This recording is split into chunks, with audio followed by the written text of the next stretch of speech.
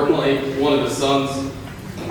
This room is filled with TransAsh coworkers, current and former clients, family and friends, on a Wednesday afternoon of all days, which really proves that people will do just about anything to get out of 2 hours of work. But really, you'll be hard-pressed to find anyone in this room that doesn't like or respect my dad. He's built a career being honest and fair, built an entire business out of it, but we also just didn't invite the people that didn't like him. Some people know this about my dad, but some may not. One of the tools that made him successful is that he restrains himself to only getting mad 2 times a year. It's one of the tools he's used to make sure that he picks his battles and finds out when things are important and are not important. The bad news for everybody in this room is that he has used 0 of them this year. And he's got about an hour left of being on payroll. So be careful. People always ask me what I like, or what it's like working for my dad. And honestly, it's been great. I've had the honor and privilege of never really knowing anything different.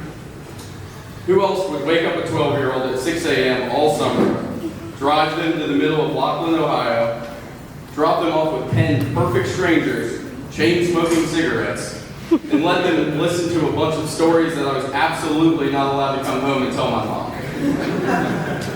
Just him. But all jokes aside, I learned a lot from those experiences when I was younger, and they really molded a lot of how I do business later in my life. I didn't know that at the time, but he knew that at the time. Anyone who knows my dad knows that he has more energy than any person should on a Monday morning. He will probably tell this a little bit later, but he loves Mondays. Probably the only person you'll ever meet that does. And there's nothing to get your work week started better than a 6:30 visit at your office door just to remind you that the Bengals still suck. But that Monday morning energy is really what drives TransAsh. It's way more infectious than anybody ever gave it credit for. He may not have been in that mood on Monday morning, but when he came to work, he made sure he was because he knew everybody would catch on to it. So to wrap this up, before we get started with everything else, Dad, you taught me a lot over the years, both personally and professionally. You were always a great boss and mentor, but an even better dad. You were tough but fair. I always knew where you stood on things because you would always tell me. I love you and I'm proud of you. You deserve everything that your life will bring your way in the coming years. And after the speech, you are finally no longer my boss and finally just my dad. So everybody, if you have a drink, I should have brought one with me, but make a toast to your 48 years of success. Congratulations.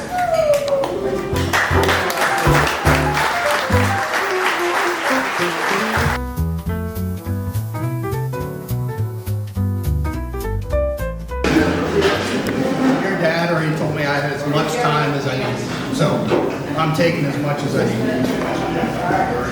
So if you don't know me, I'm Doug Rigsby. I'm the safety director for TransAsh. And first of all, thanks for giving me, where's Bob? There he is. Thanks for giving me a chance to talk today. And I wanted to start off with a reminder of a quote from Tom Shaw. And this just happened here recently. We know that you're not really the center of attention for parties like this, but as Tom said, this party's kind of like a funeral. And this party's not for you, this party's for us. So sit back and relax and enjoy it. I'd like to start off with a question for everybody. Who is lucky enough to remember the first time they spoke to their boss or supervisor? I do. And I wanted to share how that went with you. So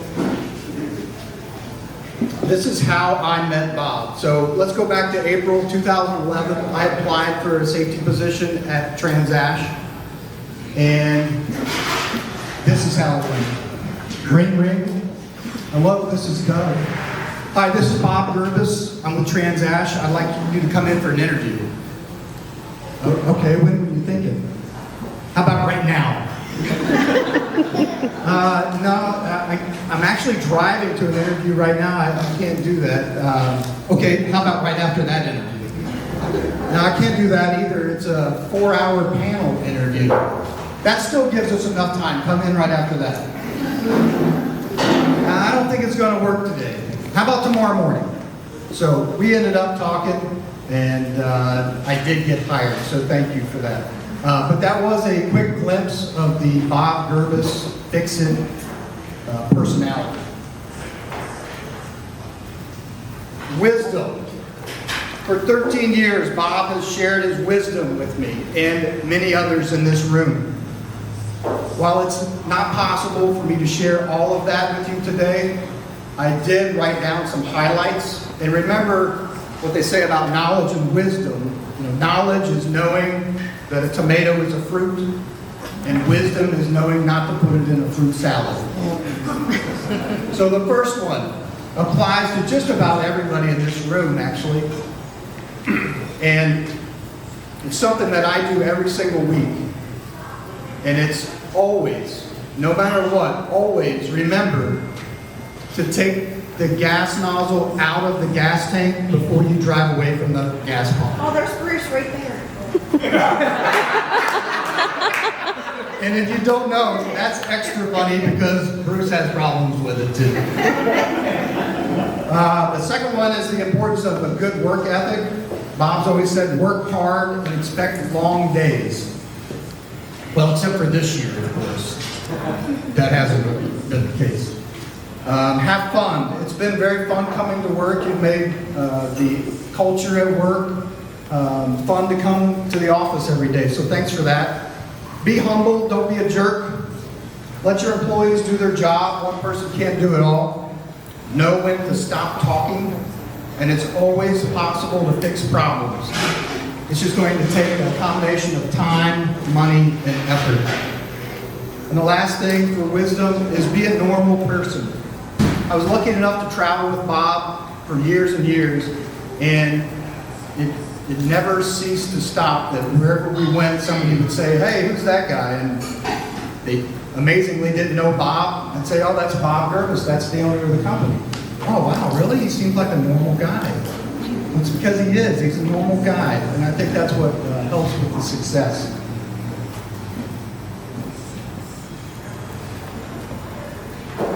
Some of my favorite quotes. Hooday! To listen to Bob say hooday after a Bengals loss every Monday has been so much fun. It's something I'm going to miss a lot. And I never knew somebody could actually make cheering against a team fun, but Bob has pulled that off, so thanks for that. Next one is shh, shh, shh. Next one is don't tell me you're sorry, just fix it. You didn't answer the question. That hasn't really become a big favorite in my house, but I use that one all the time. And this one isn't really a quote, it's more of an action. And it's the infamous Bob head rub. If you know, you know. That's why I don't have any hair, And the last one is actually the worst quote. And it'd be nicer if you were closer here, but I think you'll remember this one. And it went like this: Doug, starting today, you are in charge of COVID. Thanks, Bob. Observations from sitting across the hall for 10 years. Something like this.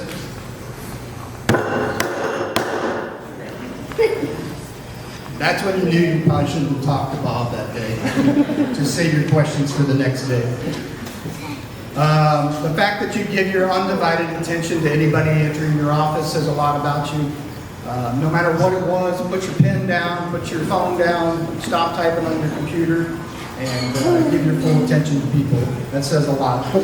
Say good morning to everyone, every day, every morning, to every person. Says a lot too. Your personal connections with people. How you can remember names, birthdays, sporting events, family members' names is beyond me. But I could hear time after time people walking past your office, and you would ask personal things about each person, and it's something really special. Your generosity, was that my time? That's for the school bus, don't worry. So you've got them all working against you. Your generosity has been very impressive and inspiring. Well, I don't pretend to know everything that you've done. I know enough, and it's been very fun to watch. In fact, during my first week of employment, I got to witness one of your acts of kindness. I'm sure many people in this room have their own examples of things that you've done for them as well. So, bravo, cheers to you. I wrote this about 2 months ago, and I think my closing is way too similar to Brian's except for the dad part. So I'm going to wing something different here. So last night, walked out, said goodbye to Bob, got in my truck, and I was sitting there, didn't move the truck, just sat there for a minute, reflecting, and I finally turned the truck on, and I pushed the button, and the first words that came out of the speaker, and this is a true story, was, "Every new beginning starts with some other beginning's end." And I thought, wow, that's pretty cool. And if you don't know, that's a line from the song Closing Time, but it's also a famous quote from the Roman philosopher Seneca. And let me say that again. Every new beginning starts with some other beginning's end. And that's what it was. Something was ending, something's beginning. Congratulations on your retirement and your new beginning. Cheers to Bob.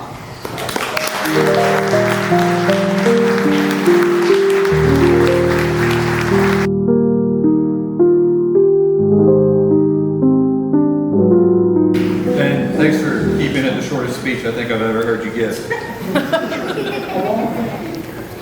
Dad, congratulations on your retirement. This is an extremely bittersweet day. I'm extremely happy that you get to start a whole new phase of your life. But it's going to be extremely hard to have the man that mentored you for your entire life to not be down the hall from you every day of the week. You and Grandpa have truly built something special at Transash. It's an atmosphere that most people do not get to experience in their careers. Even though 99.9% of employees never had the Gerbus name, you were able to build a culture in which the employees always felt like they were part of the family and could come to you with any problem of any kind. It did not matter to you if the problem was big or small, if it was work or personal related.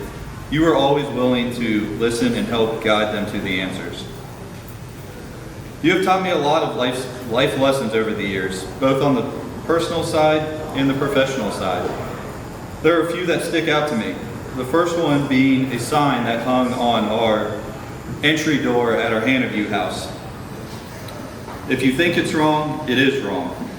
That was a motto he would tell Beth, Brian, and I every time we would leave the house to go out with friends. This one Brian brought up in his speech.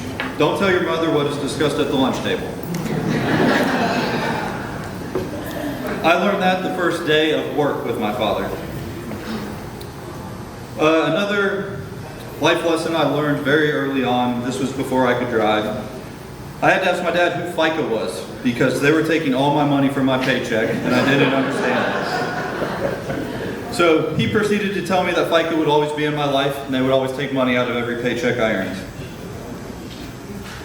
But to get into some of the more professional and deeper life lessons that he taught me. And this first one was something that was passed down from Grandpa to my dad. Always pay a fair paycheck for a fair day's work. That's something that both of them have instilled in both Brian and I, and it's something that we are going to carry on. Another one is people may not always like you, but that doesn't mean they won't respect you. Another one is always tell the truth. The cover-up is what will be your demise. My dad was very big on this. The truth will always set you free. And what ends up getting you is if you're trying to cover up the truth. And this last one is probably the most important one that I've taken away from my dad, is always be fair. He's always said that in every aspect of life. whether that's within the family, with our customers. He just says, be fair. I still remember my first ride to work with my dad. Just like Brian, I was 12 years old. I asked him what I would be doing at work that day, and he proceeded to tell me he has no idea because I'm not working for him. That's when he decided to drop me off at Brian Keplinger's office, and he looked at Brian and said, he's yours for the next few weeks. Brian asked, what am I supposed to do with him? He said, I have no idea, but you're going to figure it out. That's a pretty terrifying experience for a 12-year-old. Like Brian said, I did not understand at the time, but those days of working in the shop instead of being by the pool with all of our friends was instrumental in the development of who I am today, both professionally and personally. Another memory I have of you is right before I graduated from college. You called me into your office and looked at me and said, do you think I'll fire you if you don't do a good job? Which I proceeded to say yes. And your response was, good, we can make this work. That was another very important lesson for me, because you always wanted to make sure that we didn't take anything for granted, we wouldn't be entitled, and that we always had to work for what we were going to get. There are two very specific times at Transash that I will never forget and that stick out to me. The first one was having the opportunity to oversee the Sheerness site. It gave me an opportunity to see a part of North America that I probably would have never known unless it was for Sheerness. The relationships that have been built and made over 1,800 miles away from Cincinnati are truly something special. And seeing the relationships that you were able to build with Mark and Curtis are very special as well. One very fond memory I have was when you took all of us up to Sheerness on vacation when we were little, and we first got to see what it was like to see snow in the summertime. I remember stopping on the side of the road and getting out to play in it. I also remember how beautiful of a place Lake Louise was, surrounded by the Rockies, and that was an impromptu trip during our vacation. Another time that really sticks out to me was our restart operations in North Carolina. There was a 4 to 5 year period that me, you, Brian, were running around between Dan River and Sutton. And this was the first time that I really got to work with both you and Brian side by side.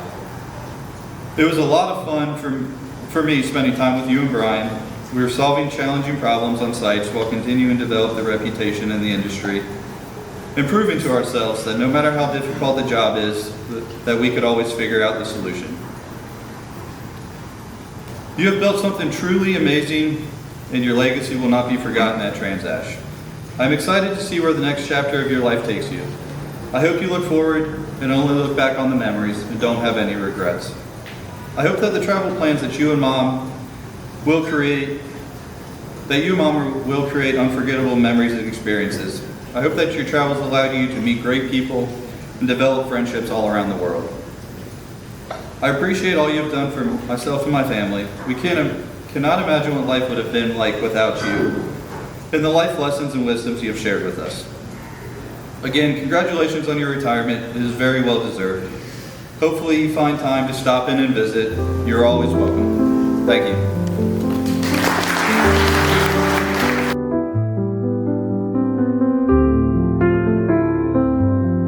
The backstory to Bob and I. We met when we were 17. We married when we were 22. So I have enjoyed this Transash ride with Bob and his family for 45 years. When Bob speaks of family, I promise you it's the real deal. Not only our family, but his Transash family. When I look around and see the longevity of the employees, it is truly heartwarming. On more occasions than I can count, I have asked Bob why he is doing something that I don't always agree with at work, and he tells me, because I am responsible for 700 other families besides our own, and it is what's best for my Transash family. Bob's parents also instilled the values of family, fairness, integrity, and I see this in Mike, Brian, and Beth, carrying on those values. I'm extremely thankful to Rudy for raising a son who has given his all not only to our family, but to his work family. We have a few family rules which were begun by Bob's mom, which include no shop talk at the Sunday family dinner. Traditions we have passed on to our kids, although Beth and I are always the first to break this, and the boys are always the first to call us out.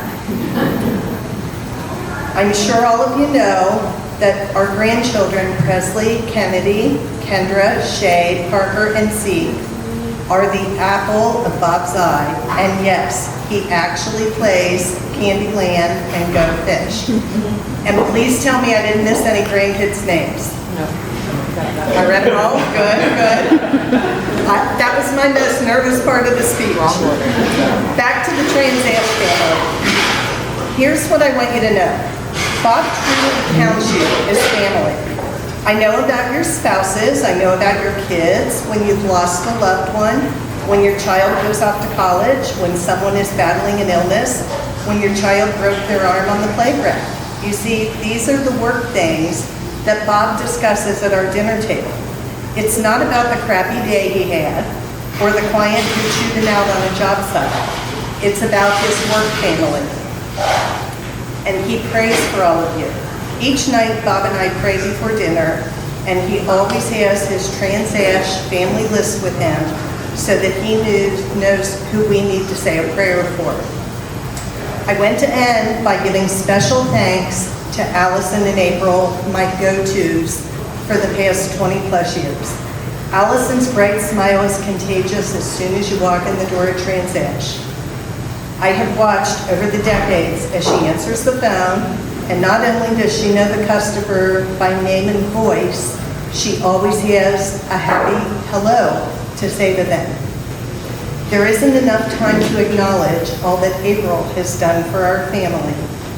But let me assure you that when Bob loses his cell phone on a piece of farm equipment on Sunday afternoon and April is on vacation, April has his Apple ID readily available and answers the phone at the airport when she sees me on the caller ID.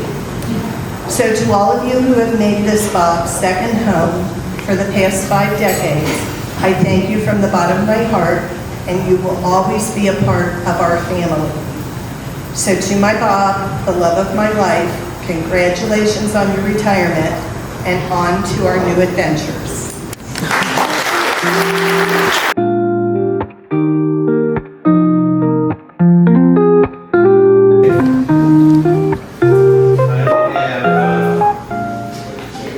How many years? 37. I did make an HR blunder today that Donna pointed out. I did not turn in my key fob. So I don't know, Donna. It's already deactivated. What's going to happen? It's already deactivated. Oh, no problem. He's not really here. But I'm not unemployed yet, Kevin. Yeah, you just took care of that? Yeah, I took care of it.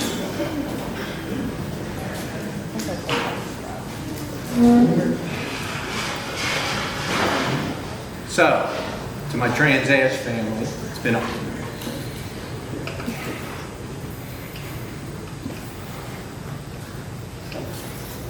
an honor and privilege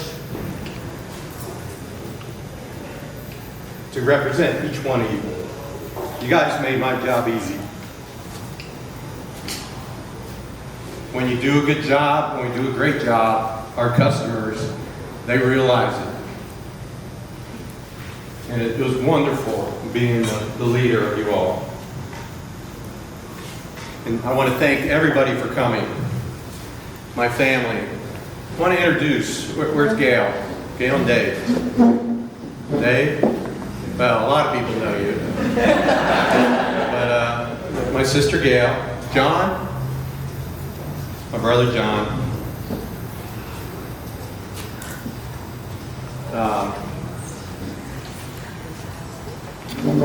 Molly? Raise your hand. Beth, stand up.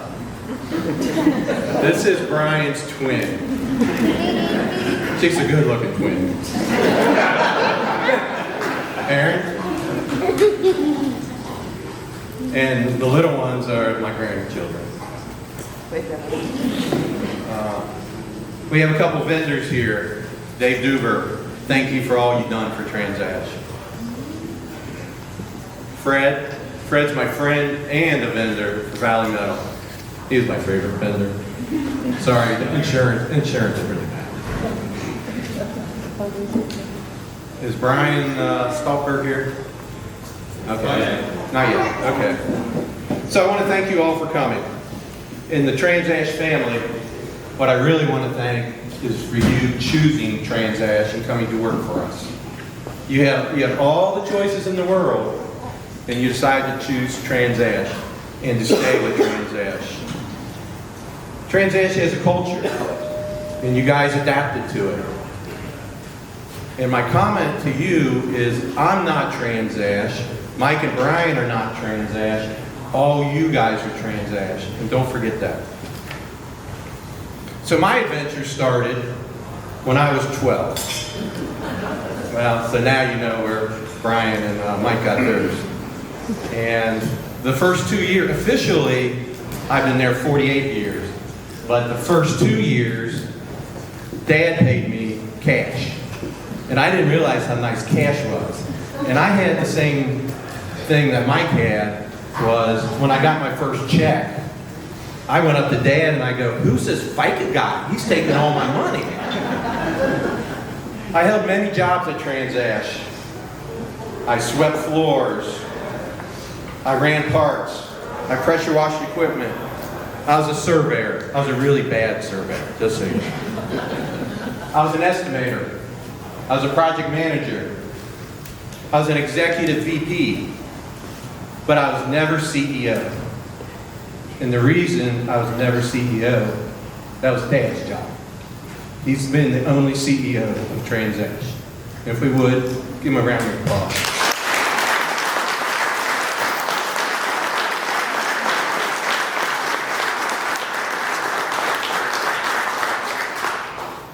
I had 5 mentors during my career. And as you guys look back and you go over your career, you can see the people that helped you. And they were my dad, Rudy, Mike Conley. Mike, raise your hand. Phil Burton, who is passed. Joe Caldwell. Joe, raise your hand. And my wife, Debbie. Well, you've seen Debbie.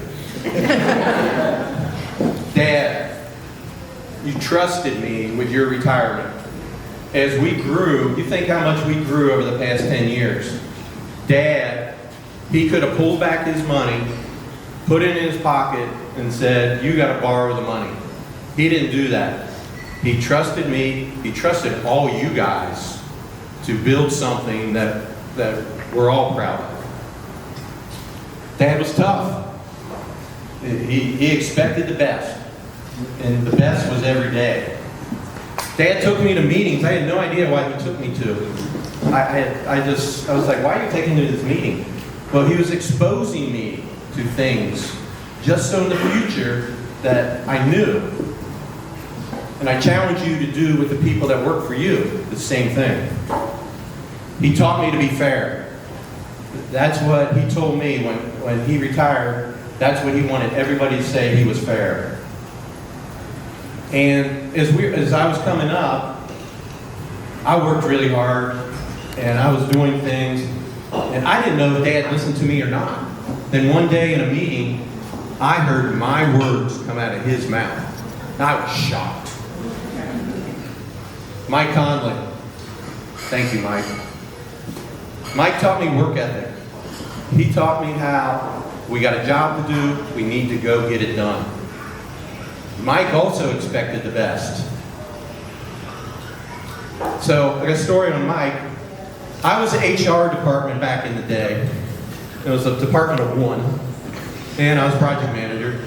So, people would send in a resume, I'd interview them, and then I'd send them out to the job. So, I remember this one time, I worked like 2 hours that night. I found an operator for him, because Mike wanted an operator. And I get to the job site. I went to a different one earlier. I get to the job site. I go, hey, Mike. I go, hey, where's Jimmy at? And he goes, oh, I fired him. I go, he just started. He goes, he couldn't do the job. He goes, you gotta find me another one. So, expect the best. Phil Burton, work ethic again. He was great. Well, I was a young kid, I didn't know project management. So, there was Phil and Mike, and I would go to Phil's job and tell him about the problems I had on Mike's job, and Phil would give me the answer. And then I'd go to Mike's job and tell him the problems I had on Phil's job, and he'd give me the answer. Man, did I look smart. Joe was all about making a plan, following the plan. And then if the plan didn't work, change the plan.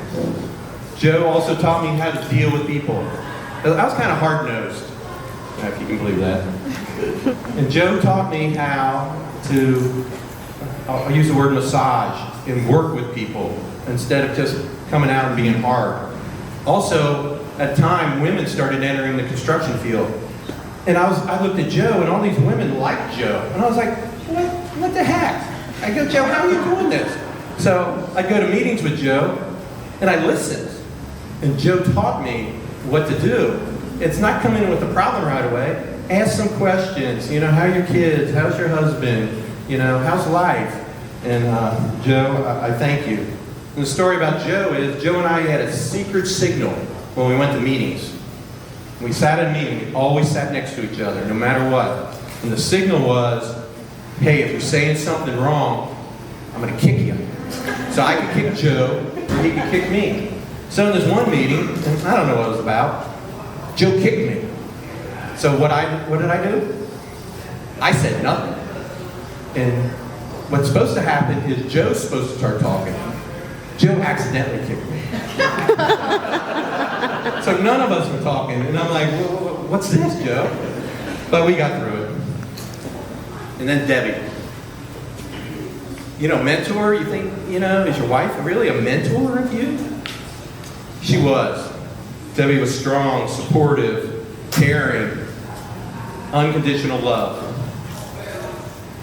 When the kids were young, the twins, so the twins say they were 1, Mike was 4, I traveled a lot. So I would come home, and I had no idea. I would walk in the front door, and Debbie wouldn't even say hi to me. She left. It was like, you're responsible for these kids. I did not know if she was gone for 5 minutes or 3 hours. She just needed a break. Another story on Debbie. One time, Transash was looking for work, and I went to Debbie and I go, I don't know where Transash is going to be. And I watched you grow into new positions, into managers. I love mentoring young people. The best day at Transash, it was New Year's Day of 2009. TVA had a major spill at the Kingston Power Plant, and they called us in to come and help them. The best ash guy, Mike Conlon. Mike, thank you for teaching Transash how to clean out an ash pond. Give him a round of applause.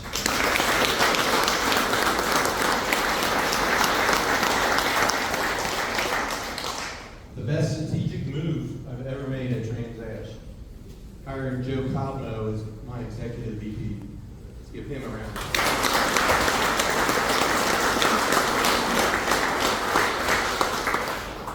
The best day of the week, Monday. The best thing I ever did. Marry Debbie.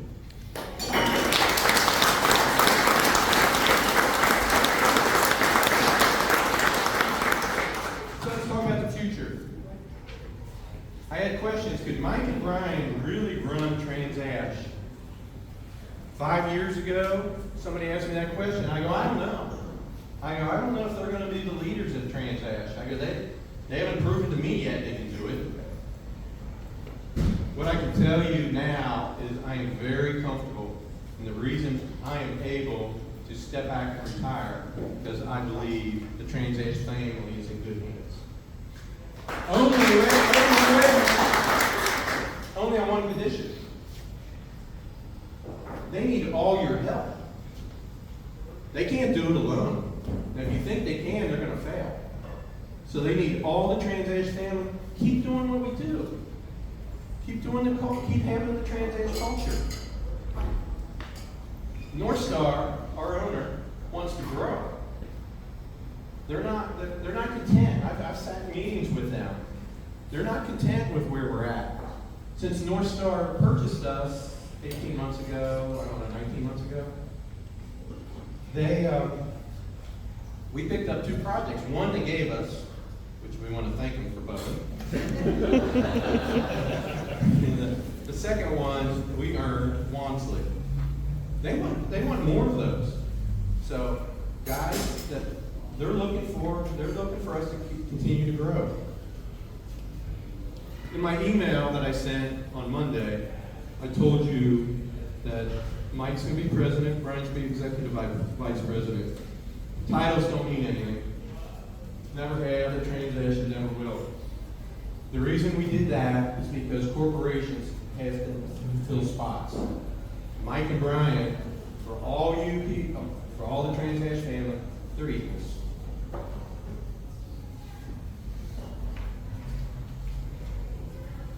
I get another question asked a lot, and I've had it asked here. What are you going to do, Bob? You know, everybody, the people that work for me know I got a little bit of energy. So, I got a list of 10 things. The first one, what I'm going to do is not ever own a silver vehicle again. The second thing I'm going to do is sleep past 5 a.m. Number 3, I'm going to stop waking up in the middle of the night thinking about good ideas for TransAsh. I have 6 fabulous grandchildren. They're going to get a little more pop time. I have, yeah.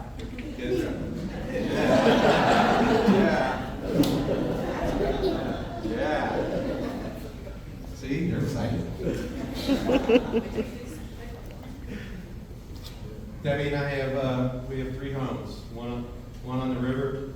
We have a farm. Thank you, God, for the farm. And we bought a condo down in Clearwater Beach.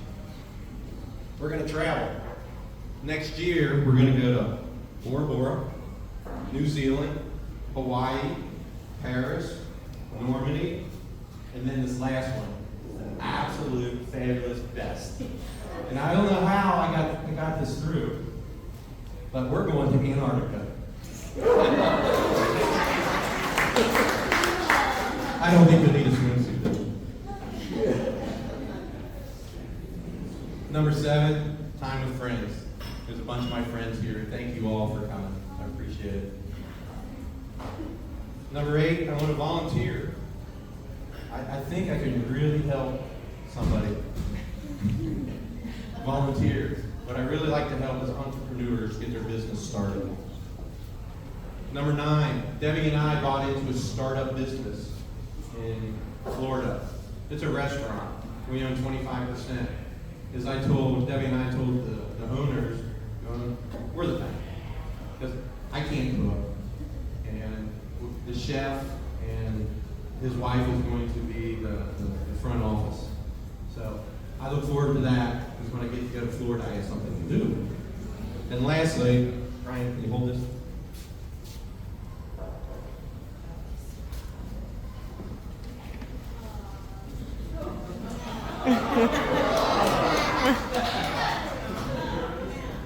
My buddy Dan, raise your hand, Dan. Dan got me into this. Dan and I are going to walk the Appalachian Trail, and he wanted to do the whole thing. And I go, there's no way I'm going to do 6 months of Appalachian Trail. I go, I'll do 30 days with you. And in this backpack, you pack your life back here. I haven't slept in a tent in 40 years, but I'm going to be. And so, Dan, thank you for the invite.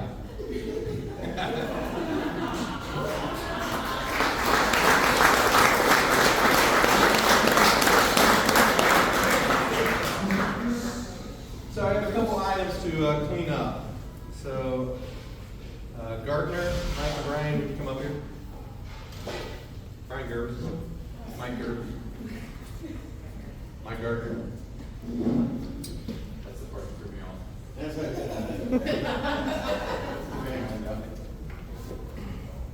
And Bob and Debbie met when they were 17. I knew Bob when he was 16. And there's lots of stories. And they're good stories that Bob has told. So, Mike, the grandkids are here. Just remember that. Trans-age family in the office, I went around and I gave you bottles of New Rick. Debbie bought me a barrel of New Rick bourbon. We were the tasters, Fletcher's son Alex, and we went over and tasted it, and we were able to pick a barrel. Guys, these are signed from Ken Lewis, the owner, who went with us on the tour. And so, If you don't like how it tastes, like Bob, these are guys. so thank you for doing that. And so whoever has not received a bottle, one per family, pick one up on the way out, and they're over here behind Molly. Thank you, guys. You'll see hats that are distributed around. I'm into charities, Debbie and I, and we look for charities that we can give money to. And Ted Karras, the Bengals, he is a charity that all profits go to. So before you leave, everybody here, you can pick up a hat, take it with you. You know, they're all different colors. So pick up one maybe you wouldn't have. Kevin, there's a red and black one that you probably won't pick up. So now, I've been accused of being a closet Bengals fan. Brian, could you hold the microphone? Yep. So I'm going to announce my allegiance. You're going to find out if I'm a closet Bengals fan.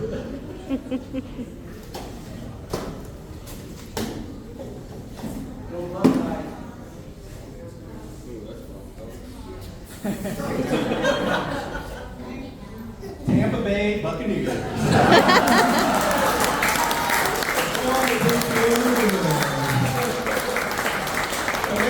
Out there, you can stop. I got another thing that I got to clean up here. And this, at Trans-Ash, you're only allowed to bet a quarter at a time. I've been on a project where there was almost a fight over 20 bucks. So I'm finally going to pay up a bet. And Mike Gerbus, can you come up here? And this bet, how long has this been going on, the sheet pile bet? Oh, 2018, 2019? Okay. So I'm finally going to give in. And at Trans-Ash, and David Stinger, who's not here because he's in Monroe, Michigan, trying to find us new work. So at Trans-Ash, what you have to do is you got to put the quarter in the palm of the hand. So congratulations, Mike. Belt time. Hey, will you take Stinger's and then I'll put it in his hand next time I come.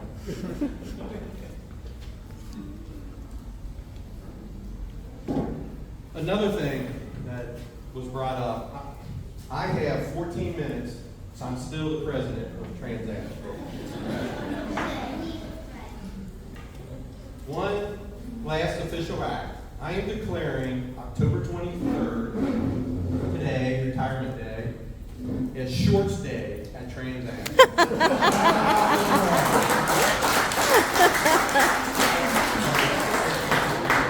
You guys are welcome. So, to wrap this up, I want to thank everybody for being here. I want to thank you for being part of the Trans-Age family. It's been an honor and privilege to be your leader. It's been very easy, most days. And I want you to remember something. You guys are Trans-Ash. There's not one person here. We need everybody. We need everybody at every level to be successful. So let's enjoy today. Thank you all for coming. and we appreciate it. Thank